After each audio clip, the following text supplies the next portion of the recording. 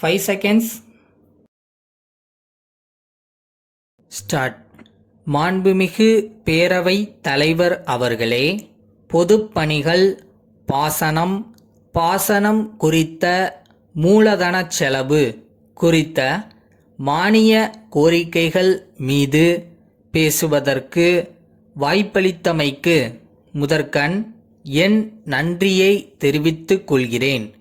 தமிழ்நாட்டின் நீர்ப்பாசன முறைகளை சிறப்படைய செய்வதற்கான வகையில் பல்வேறு அணைக்கட்டு திட்டங்களை நிறைவேற்றுவதற்கான முயற்சிகள் தமிழக அரசால் மேற்கொள்ளப்பட்டிருப்பது பாராட்டுக்குரியதாகும்.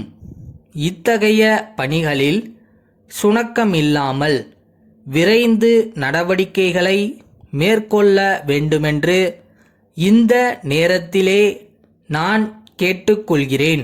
அடுத்து, விவசாயத்தையே நம்பியிருக்கக்கூடிய ஒன்றுபட்ட தஞ்சை மாவட்டம் தற்போது 3 மாவட்டங்களாக பிரிந்து செயல்பட்டு வருவது அனைத்து மாண்புமிகு உறுப்பினர்களுக்கும் நன்கு தெரியும்.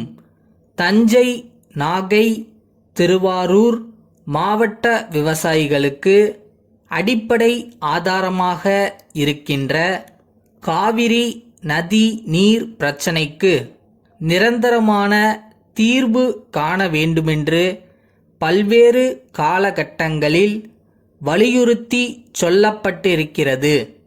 இருந்தாலும் கூட இதுவரை ஒரு நிரந்தர தீர்வு ஏற்படாதது விவசாயிகளிடையே நம்பிக்கையின்மையை ஏற்படுத்துகின்றது.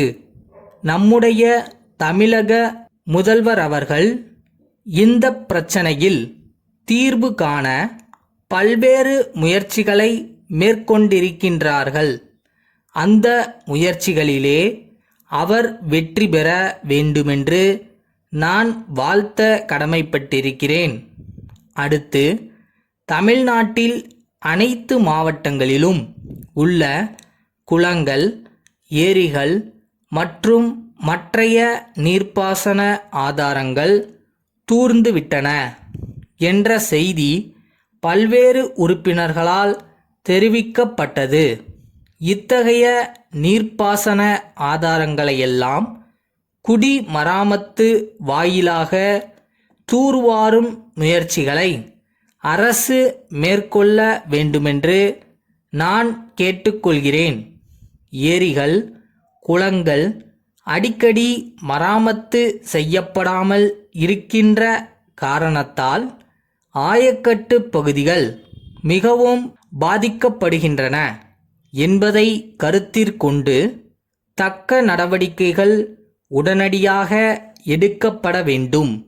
அடுத்து, நிலத்தடி நீர் கணிசமான அளவிற்கு குறைந்துவிட்டது என்று பல பகுதிகளிலும் சொல்லப்படுகிறது.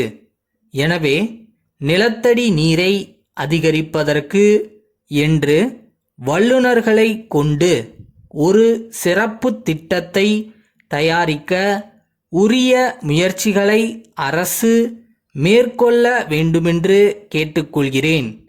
இந்த நேரத்தில் காவிரி, தாமிரபரணி மற்றும் கங்கை காவிரி இணைப்பு போன்ற தேசிய திட்டங்களை நிறைவேற்றுவதற்கு தேவையான முன் முயற்சிகளை மத்திய அரசு மேற்கொள்ள வேண்டுமென்று நம்முடைய மாநில அரசு வலியுறுத்த வேண்டுமென்று நான் தெரிவிக்க கடமைப்பட்டிருக்கிறேன். கடைசியாக ஒரு கருத்தை தெரிவித்து என் உரையை நிறைவு செய்யலாம் என்று கருதுகிறேன். இப்போது காவிரி ஆற்றின் மூலம் தமிழகத்திற்கு வரவேண்டிய தண்ணீரின் அளவு நாளொரு மேனியும் பொழுதொரு வண்ணமுமாக குறைந்து கொண்டே இருக்கிற நிலையில் கடலில் சென்று விழும் மழை தண்ணீரை சேமித்து வைக்க தமிழக அரசு நல்லதொரு திட்டத்தை தீட்டி செயல்படுத்த வேண்டுமென்று கேட்டு பேசுவதற்கு வாய்ப்பளித்த தலைவருக்கு நன்றி கூறி உரையை முடிக்கிறேன். காஞ்சிபுரம் சன்னதி தெருவில் 40ஆம் இலக்கமுள்ள இல்லத்தில் வசிக்கும் திரு அறிவழகன் காஞ்சிபுரம் மாவட்ட ஆட்சித்தலைவருக்கு எழுதிய 4 அக்டோபர் 1999 நாளிட்ட கடிதம். அன்புடையீர், நான் தனியார் நிறுவனம் ஒன்றில் பணிபுரிந்து வருகிறேன். அதற்கான சான்றினை இக்கடிதத்துடன் தங்களுக்கு அனுப்பி வைத்துள்ளேன். கடந்த ஆண்டு எனக்கு திருமணமாகி தற்போது நானும் என் மனைவியும் மேற்கண்ட முகவரியில் வசித்து வருகிறோம். திருமணம் ஆகாத நிலையில் எனக்கு குடும்ப அட்டையின் தேவை எழவில்லை.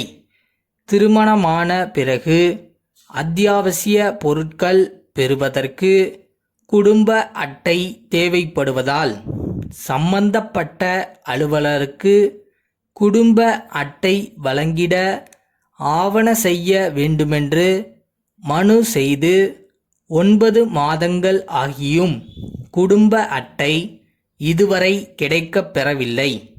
இத்துடன் என்னுடைய ஊதிய விவரங்கள் மற்றும் என் குடும்பத்தில் உள்ளோர் பற்றிய தகவல்களை தெரிவித்துள்ளேன். மேலும் தங்களுக்கு ஏதேனும் விவரங்கள் தேவைப்படின் அவற்றை அளித்திட தயாராக இருக்கிறேன்.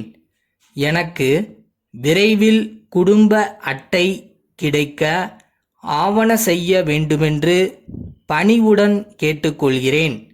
தங்கள் நம்பிக்கையுள்ள நாளை என்றும் நம் கையில் இல்லை, நாம் யாரும் தேவன் கை பொம்மைகளே. என்றால் கூட போராட நண்பா, என்றைக்கும் தோற்காது உண்மைகளே.